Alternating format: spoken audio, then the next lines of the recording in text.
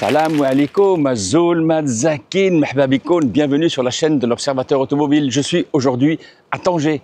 Tu as vu le détroit et le continent européen juste en face pour te présenter le nouveau Nissan Magnite.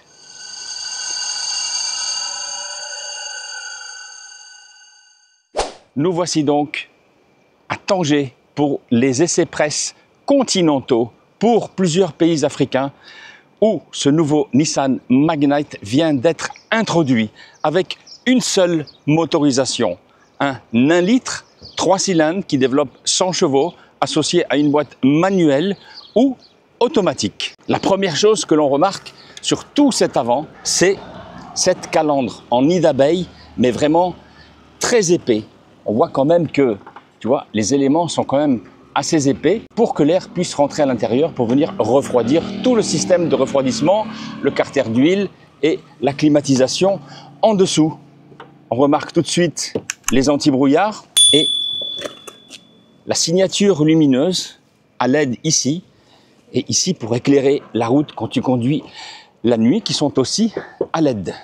Alors, si on recule un petit peu, on voit que les ingénieurs ont essayé de lui donner du caractère parce qu'on voit que, tu vois, ici c'est étendu, donc ça c'est pour donner du volume sur la calandre avant pour que tu aies l'impression que ce soit un gros véhicule. Et il y a une petite chose que l'on remarque, c'est qu'il n'y a aucun témoin de stationnement. Alors, je ne sais pas comment est-ce que ça va fonctionner parce que j'ai vu qu'il y avait une caméra de recul, mais on le voit bien. Moi, en tout cas, je ne les vois pas. Si on passe tout de suite sur le côté du véhicule, c'est écrit en gros Nissan Magnite. Et il y a des petits rappels aussi à l'intérieur. Les arches de roue, on est quand même sur un SUV urbain. Même si tu ne vas pas aller faire du tout chemin, il y a des belles arches de roue qui viennent protéger les ailes avec une petite encoche là. Et on est monté sur des pneus de 195-60 en 16 pouces avec des jantes en aluminium. Et on le voit là, des freins à disque ventilés. Et je ne pense pas qu'à l'arrière, ce soit la même chose. Non. En se prolongeant sur la porte avant et la porte arrière, avec des belles poignées en aluminium et un bas de caisse. Ici, c'est pas de l'aluminium, c'est du plastique qui vient renforcer la porte avant et la porte arrière. Et là, on arrive sur le montant. C'est avec une toute petite custode. Toute petite. Ah oui, une chose que l'on remarque, c'est que il y a encore, voilà, de l'aluminium sur tout le cerclage. La tendance, c'est que ça ne se fait plus. Mais là, je pense, pour lui donner un effet de luxe, ça a été rajouté. La même arche de roue à l'arrière qui est séparée en deux, mais qui est beaucoup plus importante que celle de l'avant. Et on est monté sur exactement les mêmes jantes, mais là, on est sur des disques à tambour. Et on arrive, si on prend de l'amplitude, sur tout l'arrière du véhicule, où là on voit bien que le Magnite est bien mentionné avec le nouveau logo Nissan, la peinture blanche à l'intérieur. Et bien sûr, il est bien mentionné que c'est un moteur turbo qui développe 100 chevaux, qui peut être, je le répète, associé à une boîte manuelle 5 vitesses ou automatique CVT. Un bel aileron, tu le vois, qui vient surplomber toute cette lunette arrière. Un bel essuie-glace et le témoin, ici obligatoire, de stop supplémentaire. Et là, on retrouve encore un Magnite implémenté à l'intérieur des optiques arrière qui sont intégrées, tu le vois, avec une protection ici qui donne un effet 3D et qui vient rejoindre tout le milieu de la malle arrière.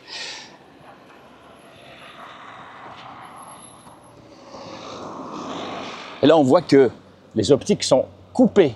Tu le vois bien ici. Et ça vient s'intégrer, voilà, sur la malle arrière.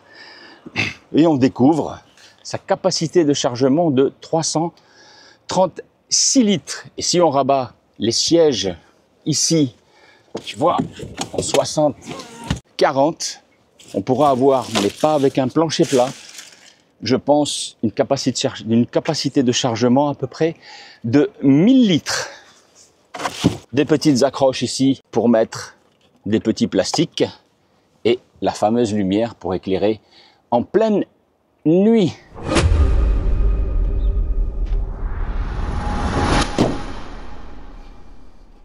Allons voir maintenant comment sont accueillis les passagers à l'arrière. J'ouvre la portière et là j'arrive sur cette première contre-porte et là on va voir si c'est du plastique moussé.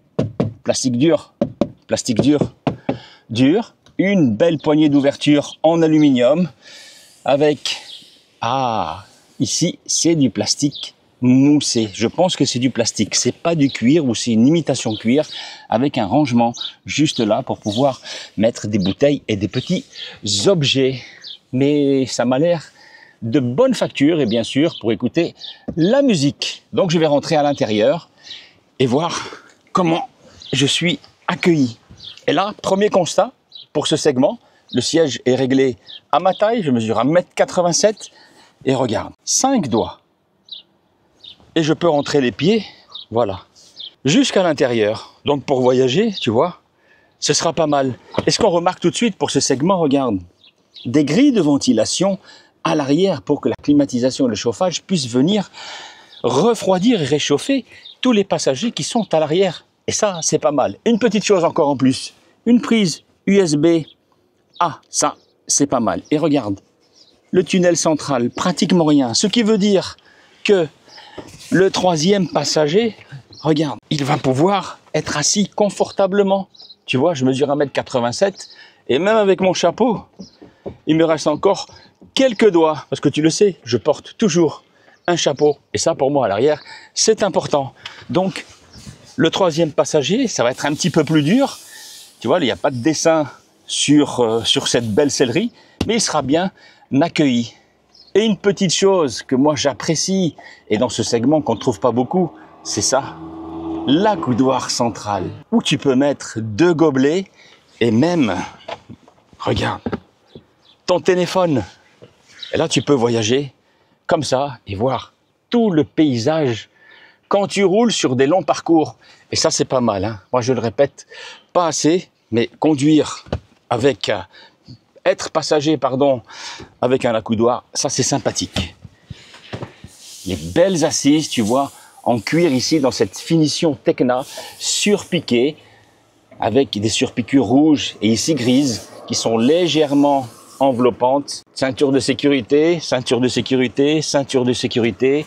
Et là, bien entendu, les appuis-têtes pour pouvoir voyager et dormir un petit peu comme ça. La porte n'est pas automatique, mais elle s'est fermée toute seule parce qu'il y a beaucoup de vent ce matin à Tanger. Donc, à l'arrière, eh bien, nous sommes pas trop mal accueillis. Maintenant, je te propose d'aller à l'avant et de découvrir les 2 places du conducteur et du passager et voir ce nouveau tableau de bord.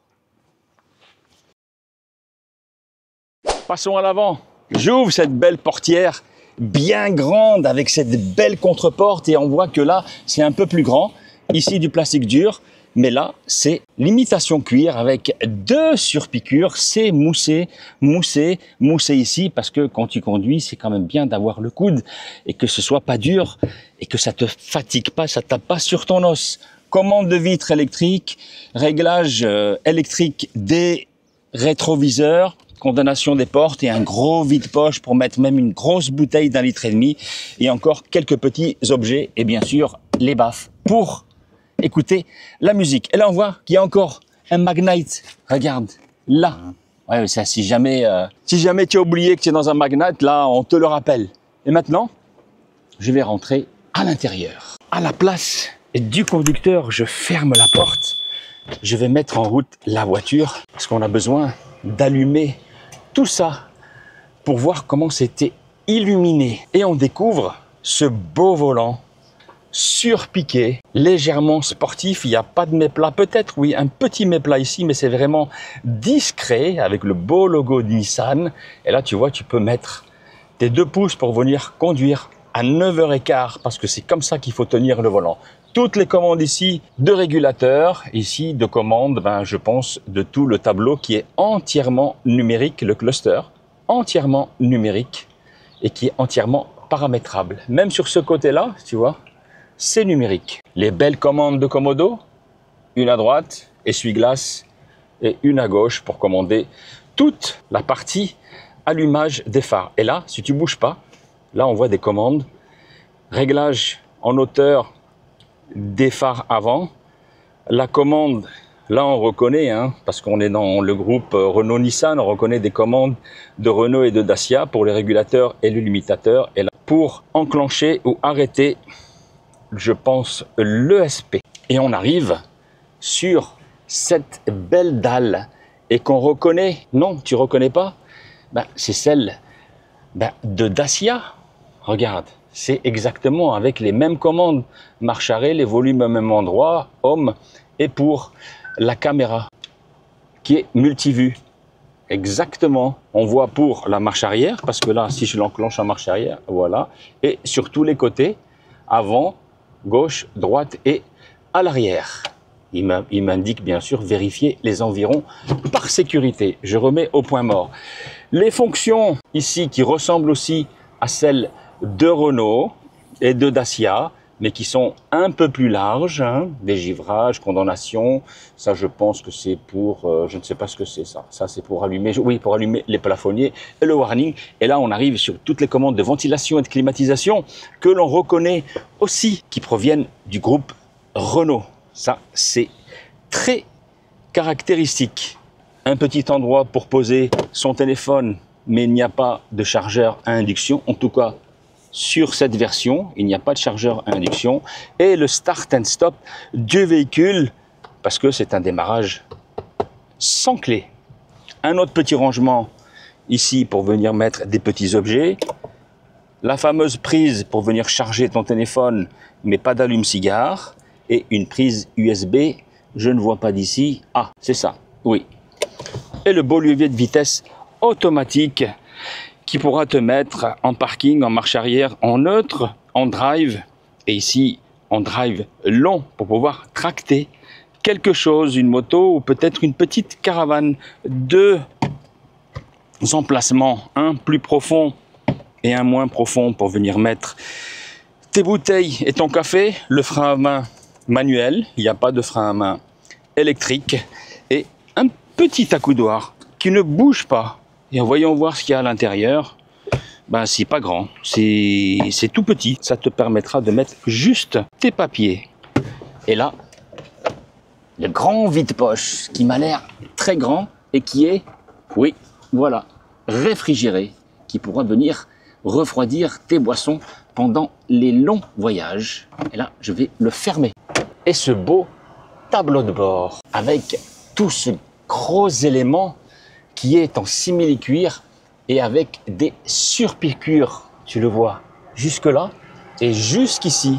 Une buse de ventilation pour le conducteur, une autre ici pour refroidir le conducteur, une première à droite pour refroidir ou réchauffer le passager et une autre pour lui ici.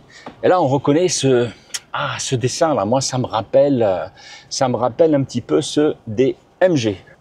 Pas toi, ça te dit rien? Bon, moi j'ai une manie, c'est que je compare toujours certains éléments avec des autres voitures. Et là, on découvre ce rétroviseur qui est, tu le vois, électrochromique. Et ça, c'est pas mal dans ce segment-là. Et surtout, à ce prix. Plafonnier, pour pouvoir t'éclairer la nuit, et l'allumage automatique quand tu ouvres les portes. Et là, on arrive sur ces belles assises du passager et du conducteur qui sont légèrement enveloppantes, en simili-cuir aussi, et avec tous ces, tu vois, ces surpiqûres. Alors ça m'a l'air un petit peu plat, à voir à l'usage quand on fera un test drive, surtout pour la partie déconsommation. Un bel repose-tête, et on va voir s'il est, c'est pas très mou, c'est quand même assez dur. Donc, à voir ça à l'usage. Et je remets le chapeau. Ici, le siège est réglé à ma hauteur, et tu vois qu'avec mon chapeau, j'ai encore de la place. Ça, c'est pas mal. On va s'attarder un petit peu sur la dalle centrale. Donc, sur le menu Home, c'est assez réactif. La radio, les médias, il n'y a pas de médias connectés. Le téléphone, il faut le connecter. Le Driving Echo, donc, est-ce qu'il va s'afficher? Voilà. Donc, le véhicule est tout neuf parce qu'il n'a que 71 km. Donc, on n'a pas encore d'indication sur les bilans des trajets. Donc, ici, sur 71 km en essence, elle a consommé que 6,2 litres au 100 km. Les éco-conseils, mais la voiture est encore toute neuve. Les réglages, donc, tu pourras rentrer loudness, je vois audio, écran, tous les menus, les appareils connectés. Ici, toutes les informations sur le système. Et l'intégration smartphone.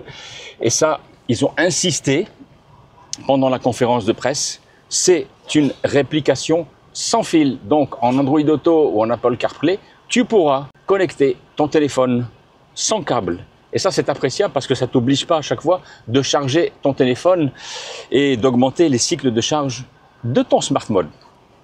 Je le remets ici, mais je n'ai pas le chargeur à induction.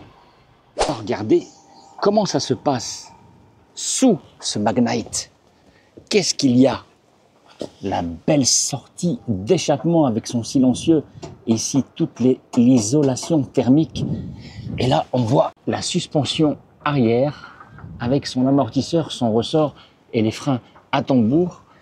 De part et d'autre, ici, le longeron central qui vient supporter tout le train arrière et la ligne d'échappement qui va jusqu'au moteur avec un autre petit silencieux à l'intérieur. Et là, les supports, je ne sais pas si tu les vois, un peu difficile de me mettre en dessous, les supports anti-vibratiles de l'échappement. Là, le réservoir à essence, on voit que ça va jusqu'au moteur avec des isolations phoniques et thermiques de part et d'autre. Je vais passer maintenant du côté sous le moteur. Et nous voici sous la partie du moteur. Et là, ce qu'on découvre, c'est qu'il n'y a pas de plaque de protection. Ici, c'est du fer. On voit les suspensions indépendantes, triangle, amortisseur et frein à disque ventilé, mais pas de protection moteur. Ça me surprend un petit peu. C'est une question que l'on va poser au chef de produit. On voit tout l'accès, vidange, carter à huile, pour pouvoir accéder au moteur pour les entretiens. Tout est bien fixé, on le voit bien. Donc voici pour la partie sous la voiture. Et il y a un beau toit noir, parce que ce modèle en Tecna est biton. Tu le vois. Noir, couleur, avec une belle antenne requin. C'est à la mode. Et 2 rails pour pouvoir venir poser des barres de toit pour un coffre de toit qui acceptera un poids maximum de 50 kg.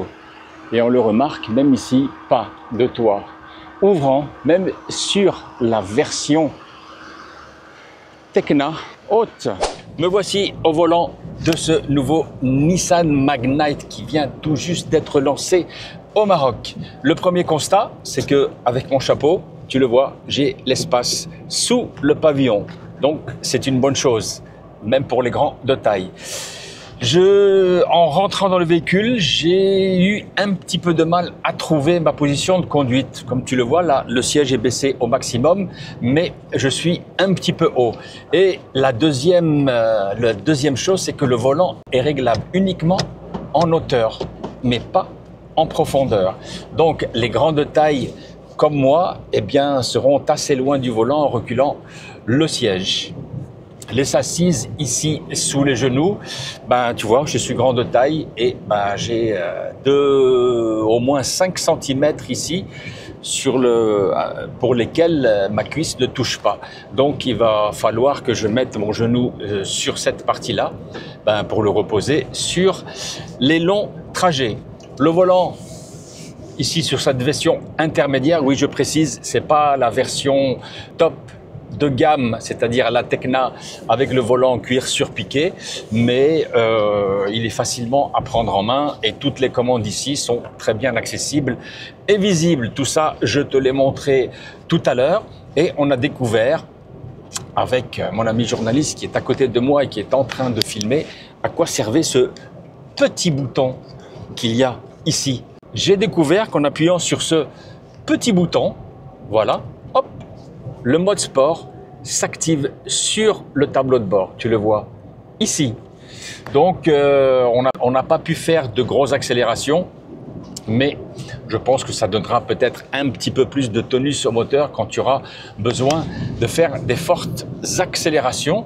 Donc, je vais le désactiver. Sur le plan de l'insonorisation, on va dire, pour être honnête, que c'est pas le meilleur de sa catégorie. Bon, il faut dire que aux tarifs qui ont été annoncés pendant la conférence de presse, effectivement, qui sont très agressifs, je pense qu'il y a certains impasses qui ont dû être faits sur l'insonorisation générale, parce que voilà, c'est du plastique dur partout. Donc ça, si il n'y a pas cette mousse, tu sais, quand c'est moussé, ça filtre moins les bruits de l'extérieur. Quand on est en pleine charge et qu'on appuie, la boîte CVT fait que on entend les grognements du moteur. Mais ce n'est pas un véhicule qui est fait pour attaquer. Il faut avoir une conduite avec ce véhicule. Il vaut mieux avoir une conduite plus souple et plus coulée, parce qu'il est dédié à la conduite urbaine, il faut bien le préciser, mais avec son coffre de 336 litres et la capacité de charge de 50 kg au plafond avec un coffre de toit, tu pourras aussi voyager. Mais c'est pas fait pour faire de la course de voiture, même sur l'autoroute. Sinon, toutes les commandes, que ce soit au volant, que ce soit sur la dalle centrale ou que ce soit ici, pour les commandes de ventilation et de climatisation et de chauffage et de désivrage, tout tombe sur la main et ce sera facilement mémorisable. Donc pour conclure, avec ce petit trajet que l'on a fait aux alentours de Tanger, avec ce nouveau Nissan Magnite, je dis bien Magnite et pas Magnite, c'est comme ça qu'on nous a demandé de le proposer. Je pense que Nissan, en tout cas au Maroc, tient le bon bout et tient le bon modèle pour pouvoir relancer la marque. Surtout, et c'est ce qui vous intéresse le plus, c'est que le prix de base en manuel pour cette motorisation 100 chevaux, 3 cylindres, avec une boîte mécanique à 5 rapports, débute à 149 000 dirhams. Oui, vous avez bien entendu, 149 000 dirhams. Pour le top de la gamme, c'est-à-dire en techno, culminé à 199 000 dirhams. Et ça, il faut avouer, 199 000 dirhams avec la boîte CVT automatique, toujours avec les 100 chevaux. Et ça, je dois avouer que ce sont des prix très agressifs par rapport aux autres modèles qui sont sur le marché marocain. Donc voilà, en attendant de faire un essai plus détaillé, surtout sur ces consommations, et c'est là où on pourra avoir un avis plus précis sur cette voiture, parce que malheureusement, même si tu achètes une voiture à 149 900 dirhams, il faut que tu saches ce qu'elle va te coûter à la consommation. C'est tout à fait normal. J'oublie une chose, le châssis. Le châssis, j'avoue que à l'arrière, c'est un petit peu ferme. Oui, j'ai trouvé que c'était un petit peu ferme, surtout sur des routes dégradées. Mais c'est pas pour autant que tu vas ressortir avec le dos cassé. Mais bon, j'ai trouvé que c'était un petit peu ferme et qu'il y avait petite tendance à prendre certains roulis sur des routes sinueuses comme on a ici en périphérie de Tanger. Donc je reviens sur la conclusion finale sur ce véhicule. Oui, effectivement, je pense que Nissan au Maroc en tout cas tient le bon bout pour pouvoir relancer ses ventes, surtout avec ses tarifs agressifs. Donc je te retrouve très bientôt au volant de cette voiture pour faire un essai dynamique consommation sur un long parcours en mélangeant de l'autoroutier, du urbain et de l'extra-urbain. Dans l'intervalle, n'oublie pas de me dire en commentaire le véhicule que tu souhaiterais que j'essaye. Je m'efforcerai de l'emprunter auprès d'un importateur pour le tester à ta convenance en me demandant tous les points que tu voudrais que j'aborde sur ce véhicule.